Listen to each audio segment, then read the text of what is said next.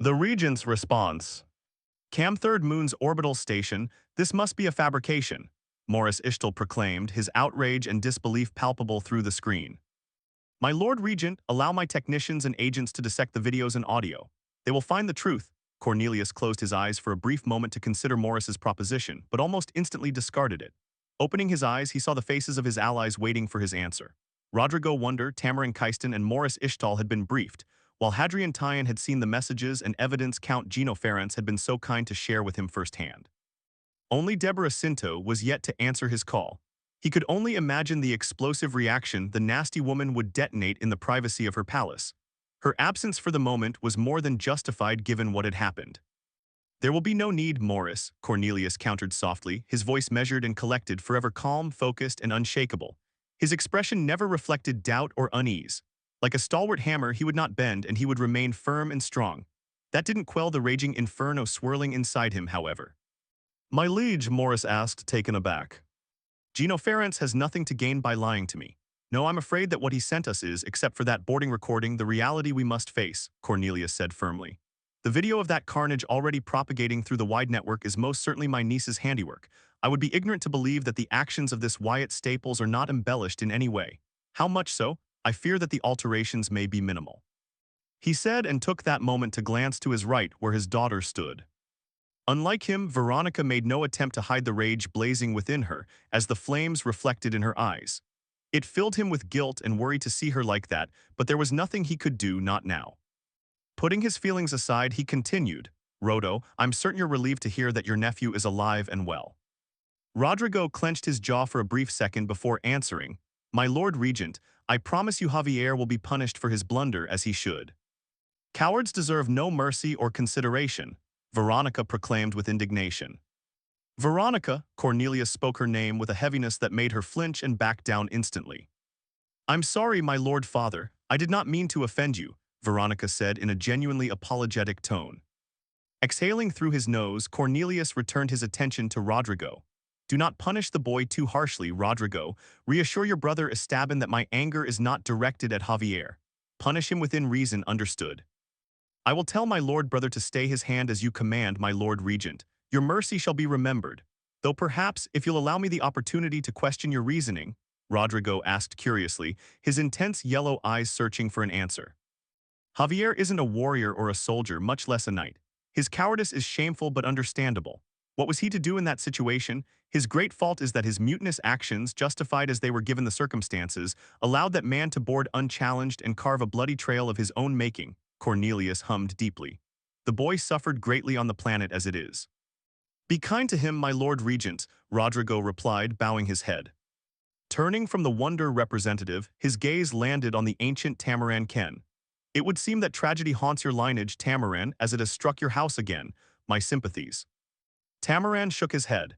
Casemere's fate was thankfully reduced to mere trauma, pain, and wounds that can be healed, my lord regent. Your callousness never ceases to sicken me, Tamaran, Hadrian commented, eyes narrowed. How many deaths has your house endured? 5, 8, a dozen more. Each death is regrettable, and it wounds my heart terribly, Tigan, Tamaran countered weakly. House Ken is blessed with bountiful numbers and branch houses to secure our lineage. Sacrifices are expected in the line of duty, are they not? The old man glared at Hadrian for several moments before continuing. Casemere is alive, that is enough recompense for me. My heart burns with outrage and indignation to know that the Samuel's glory now finds itself with a new ugly name, however. Novio. Who was the dullard who came up with that name? It matters not at the present moment, Tamaran. I need options and a course of action to reply to this travesty, Cornelius declared, forcing everyone to regain their composure. My niece has struck us with a most terrible blow, a blow that came to be possible thanks to Felicity's reckless actions. I have no doubt in my mind that her ego and desire to prove herself superior to Clara drove her forward. Try to contain this debacle and have your intelligence agents and operatives work on downplaying the victories achieved on HGO. All of them, Cornelius ordered. My lord regent, it shall be done as you command. My lord, understood, Lord Cornelius replied. Rodrigo, Morris, and Tamaran ended their connection. Once their screens showed nothing but blackness, the Duke stood up slowly and quietly placed a hand on his now vacant seat. Hadrian and Veronica stared in silence, waiting to see what he would do next. Out of every reaction they were expecting, a smile followed by a throaty chuckle was not among them. Father, Veronica asked, worried and confused. Wyatt Staples, Cornelius said, eyes narrowing. That name again. First, this compost hauler finds himself in a convenient spot that allowed him to rescue the royal favor and save the lives of Clara, Cynthia, and Redford in one unconventional and unlikely fell swoop, he said as his lips curled into a subtle smirk. Then he proves himself again as a deadly pilot at Jintra. I wonder how deep his contributions really go during that conflict, he mused, turning to Hadrian. And now, not only does he manage to score an outstanding victory whilst being heavily outnumbered, oh no. This commoner-turned-knight Banrit tricks a lone wolf, acting himself as bait, and then boards a ship by himself no less and carves a bloody path on the way to his objective. Not a mindless murderer, rather a cold killer who understands what honor is. Quite a puzzling question, paradoxical some would claim. His smirk turned into a smile. My niece has found herself a most interesting and peculiar weapon, one she is keen to make use of most excellently. Another chuckle escaped his throat. I would like to meet this Wyatt Staples. My lord, surely you jest, Hadrian questioned, perplexed. We've seen what that foul creature can achieve. You would meet with such a lowly beast. Why wouldn't I wish to meet with such a man when fate smiles upon him like a doting mother? Cornelius countered calmly. My lord father, I share Lord Hadrian's concerns. This Wyatt Staples could be an agent, a royal marine in disguise, or something far more insidious at play, Veronica reasoned. I won't deny the possibility of such things being a reality. Nevertheless, sometimes the most obvious and simple answer is the one holding the truth, Cornelius said, letting go of his chair and turning to Hadrian. Hadrian, I ask for much, but I will need you to accompany me. Hadrian bowed his head respectfully. Has my lord decided upon a course of action? Turning to his daughter, Cornelius continued, Veronica, see to it that the rightful honor is prepared to leave dock in 6 hours. Count Gino was gracious enough to provide a diplomatic convoy to transport our survivors from the HGO disaster to us. I shall return the gesture in kind. We will depart for Morning Star. I shall request Gino to divert his convoy, for I will receive them personally there. Morris Ishtal will be beyond pleased to serve as host for you on his capital world, my liege, Hadrian proclaimed eagerly. It will be my honor to stand at your side, my lord regent. Veronica's posture shifted to one of pride and delight. She saluted, then bowed deeply before her father. I'll have the ship prepared to your standards, Lord Father, she proclaimed, and as she regained her stance, she saw her father making his way to her. She stood there unflinching and waiting for his arrival. He stopped right in front of her, touching her cheek and staring at her with those strong green eyes filled with nothing but love, compassion, and kindness. Then she felt her father's hand caress her head, his fingers traveling slowly until they danced through her braids. Go, my daughter, Cornelius said in a soft voice, barely stronger than a whisper, and once your task is completed, prepare yourself. You will come with me. To Veronica, it was all she needed to hear. At once, Lord Father, she proclaimed as her father retrieved his hand and she took a step back. She put on her helmet, bowed again, and left to make the necessary preparations for her father's departure. Upon leaving the room, the fervor in her heart increased with the desire to be of use to her magnificent father. As she walked, a simple command brought a small projection inside her visor. The reports and evidence sent by Count Ganak were necessary, but it was the rising coverage that infuriated her beyond measure. 2 well-dressed announcers appeared on the projection, smiling, charming, disarming, convincing smiles that she found sickening. Regardless, she listened closely. Welcome again to Fenty's Grand Informant. Today marks a great day for House Ference, wouldn't you agree, Zelina? The man proclaimed. Undoubtedly, Joel. However, I dare say that this day marks a great victory for the Atorian Principality as a whole, the woman countered enthusiastically. Over the past months, Drowsan raiding fleets were spotted across several star systems across a dozen territories. The dreaded Xenos assaulted several stations and isolated small habitats during their rampage. According to the reports graciously provided by Her Majesty the Second Princess, Clarera Ader, several Drazan ships arrived at the fallen system Haystrung as the Pirate Syndicate, the Sons of Darkness, and the leaders of the rebellious upstarts of Higo managed to form a fragile alliance with the Xenos. Joel let out a condescending chuckle. An alliance that shattered at the first sign of difficulty, Alina. We've also received reports that the incursion that happened on Jin Trax was their doing, repelled by our liege in a show of valiant courage and power. The announcer paused for a moment, only to turn to another camera for a new angle. How was this possible, you may be asking yourselves? Classified information has been denied to us due to security reasons, but what was disclosed has perplexed our staff. Her Majesty Princess Clara was present at Balakura to carry out diplomatic talks concerning the current succession dispute between our liege the Prince and Duke Dreor. Our Lord Count Gino Ference revealed during these talks the Drazan incursions and the danger they posed. The entourage led by Lady Felicity Centaur refused to bring forth aid unless House Ferentes recognized the Duke's claim as legitimate, revealed Zelina. Lord Ganok refused this extortionist deal and turned to the princess for support. Her Majesty the Princess, respecting our Lord's position of neutrality, agreed to destroy the Drazen threat and liberate Haystrung without forcing our Lord to bend the knee against his will. A true show of magnanimity, wouldn't you agree, Zelina? Joel asked. Veronica narrowed her eyes as anger swelled in her chest again.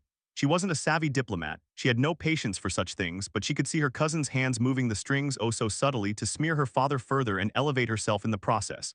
But she couldn't completely hate Clara alone for that. No, Clara had taken advantage of the situation, one that Felicity Center would manage to morph into something so much, much worse.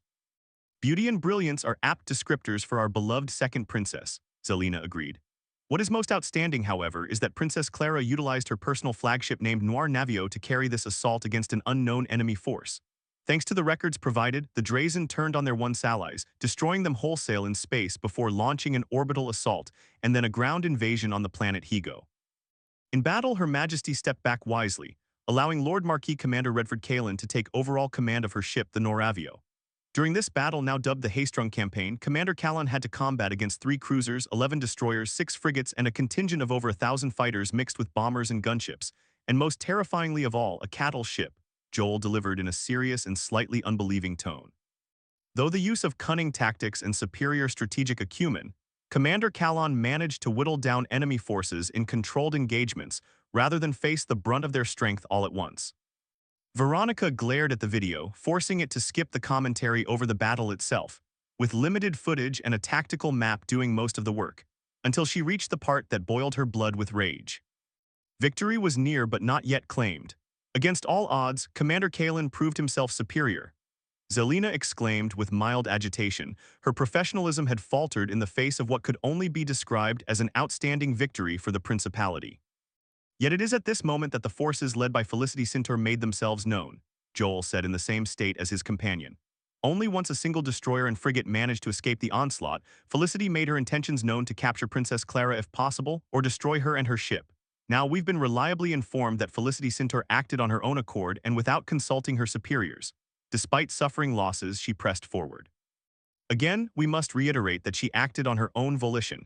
However, many doubt that this is true. Duke Dra has launched a coup against his nephew, the prince. Would it be hard to believe that she acted on his orders to eliminate another obstacle to his claim? Zelina scoffed. There are only possibilities. Felicity Center acted on her own or was given orders. The silent insults didn't need to be spoken. They were understood perfectly, and it made Veronica's blood boil. The latter painted her father as cruel, ruthless, and petty, but that at least could be excused. In a fallen system, conflict demanded that sacrifices be made to achieve victory. She knew her Lord Father was a man of honor, virtue, magnanimity, and wisdom. Her father was a flawless man and worthy of not only loyalty and respect but also adoration and devotion. And that made a mockery of him, she hissed angrily, her teeth clenched so hard it made her gums ache. Yes, the latter was a bad outcome, but the former was so much worse because it painted her father as an incompetent buffoon incapable of controlling his subordinates. And yet, somehow she managed to do worse. Veronica watched closely as the boarding of the gallant venture. Regardless of the circumstances that allowed it to happen, it was still impressive that a single man was able to subdue the light destroyer all by himself.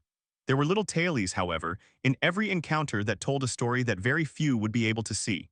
It didn't make itself evident until the duel with Captain Crow Ortega. There the blonde woman muttered, "Evade, shift, pivot, evade, lunge, break, guard, evade, shift," she said with every movement made. His style was inconsistent, but the fundamentals were solid. "You've been training that one, Cynthia," she said with mild amusement. The video continued until Casimir Ken, that weak-willed coward, broke and Felicity was captured. She skipped over pointless commentary and stopped once Redford's face appeared on screen. "Traitor, betrayer, liar, disgrace," she cursed at the man bitterly. His lordship Count Istinal Ferentes, who was also present as an observer, was kind enough to convince Commander Kalin to entertain a brief conversation to answer some questions regarding significant events that happened during the Haystrung campaign. "Commander," a reporter's voice was heard, unseen, as the interview was happening through a video call, "is it true that a lone wolf was present and killed in battle?" "Defeated in battle is more apt," Redford answered. "Maximilian Uzurek is currently Her Majesty's guest after his defeat at the hands of our elite fighter squadron, the Composters." "Remarkable, how were you able to achieve such a victory over the Roaring Thunder? Secondly, is he injured?" asked the reporter. "This victory is not mine to claim. The composters, as stated earlier, were the ones who defeated him. I had no input during their battle. To answer your second question, Maximilian user suffered minor wounds that were treated accordingly, answered Redford. Most humble of you to think that, Commander. I'm certain many fans will rejoice to hear the news, the reporter exclaimed. Now, is it true that Her Majesty Princess Clara managed to placate the insurgents, quell the criminals, and establish a new provisional government on HGO under her supervision as mediator? Further details regarding those diplomatic talks shall be disclosed under the authority of House Ferentes in due time, Redford answered before his expression softened, and the hint of a smile spread on his lips. All I can say is that Higo and the Haystrung system fall once more under the purview and protection of House Ference by the will of Princess Clara Astor. This is a tremendous victory that the entire principality can rejoice in. Thank you for your time, Commander Kalen, the reporter finished. Commander Kalen's words rang true, as it was later confirmed that humanitarian and relief efforts are being organized to alleviate HGO and allow reconstruction programs to begin. A provisional government agreement shall remain for 5 years. Upon its conclusion, new minor and lesser houses shall be established on Hygo, loyal to House Fence, Joel announced. And as a final note, the man who stormed the gallant venture by himself, Wyatt Staples, has been elevated to the title of Baron by the will of His Grace the Prince after his exemplary performance. Stay tuned for more news as the situation develops. Here at Fenty's Grand Informant, for the Principality, loyalty is its own reward, Zelina exclaimed. Now more than ever, Joel added before the video ended. Veronica dismissed it and instead summoned a picture of a rather dull-looking, bored, and slightly disheveled Wyatt Staples, an outdated picture sent by Jade months prior. His eyes appeared brown in the picture, but the footage of his eyes showed a different color. They were presented as heterochromatic. It didn't really matter to her. Veronica smiled almost hungrily, her eyes focused on the picture with predatory intent. My Lord Father has taken an interest in you, Wyatt Staples. Perhaps you may be of use to him, she said without anger. If her father didn't hold malice toward him, then she wouldn't either. I wonder, she muttered before dismissing the photo altogether. She had a ship to prepare for the glory of her father's will.